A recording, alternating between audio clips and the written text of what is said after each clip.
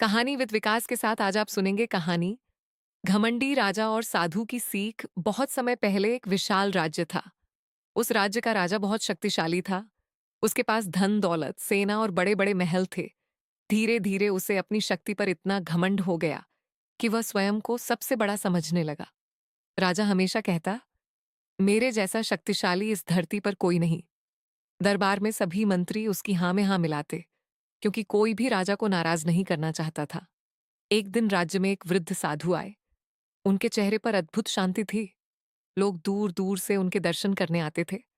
साधु जहां भी जाते, लोगों को प्रेम विनम्रता और सत्य का उपदेश देते। जब राजा को यह बात पता चली तो उसने सोचा, देखता हूं ये साधु कितना ज्ञानी है। राजा ने साधु को दरबार में बुलवाया। साधु शांत भाव से दरबार में पहुंचे। राजा ने ऊंची आवाज में पूछा, साधु, क्या तुम जानते हो कि मैं इस संसार का सबसे शक्तिशाली व्यक्ति हूं? साधु मुस्कुराए और बोले, राजन, शक्ति और घमंड कभी स्थायी नहीं होते। राजा को यह बात अच्छी नहीं लगी। उसने क्रोध में कहा, मेरे पास हजारों सैनिक हैं, सोना चांदी के खजाने हैं।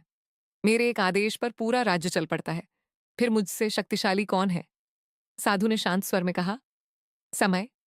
राजा हंस पड़ा। समय? वह मुझसे बड़ा कैसे? साधु बोले, समय राजा को रंक और रंक को राजा बना देता है। जो आज शक्तिशाली है कल कमजोर भी हो सकता है। राजा को गुस्सा आ गया। उसने साधु को चुनौती दी, यदि तुम्हारी बात गलत निकली तो तुम्हें दंड मिलेगा। साधु ने विनम्रता से कहा, ठीक है राजन, कुछ दिन प्रतीक्षा कर लीजिए। कुछ महीनों बाद पड़ोसी राज्य ने अचानक हमला कर दिया। राजा को अपनी शक्ति पर बहुत घमंड था, इसलिए उसने तैयारी नहीं की थी। युद्ध शुरू हुआ और उसकी सेना हारने लगी। महल टूट गए, खजाने लूट लिए गए और राजा को अपना राज्य छोड़कर जंगल में भागना पड़ा। अब वही राजा फटे कपड़ों में जंगल जंगल भटक रहा था। कई दिनों तक उसे भोजन तक नहीं मिला। एक दिन भूखा प्यासा राजा उसी साधु की कुटिया के पास पहुंचा। साधु ने उसे पहचान लिया लेकिन कुछ नहीं कहा। उन्होंने राजा को भोजन कराया और पानी दिया। राजा की आंखों में आंसू आ गए।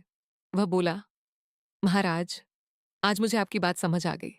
समय सचमुच सबसे शक्तिशाली है।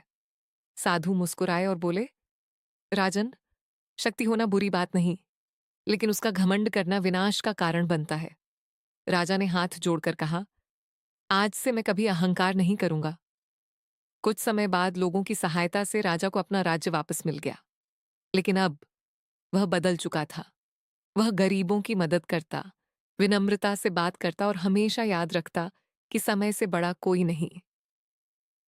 अगर आपको ये कहानी पसंद आई हो तो वीडियो को लाइक करें, चैनल को सब्सक्राइब करें और ऐसी ही रोचक कहानियों के लिए जुड़े रहें कहानी विद विकास के साथ।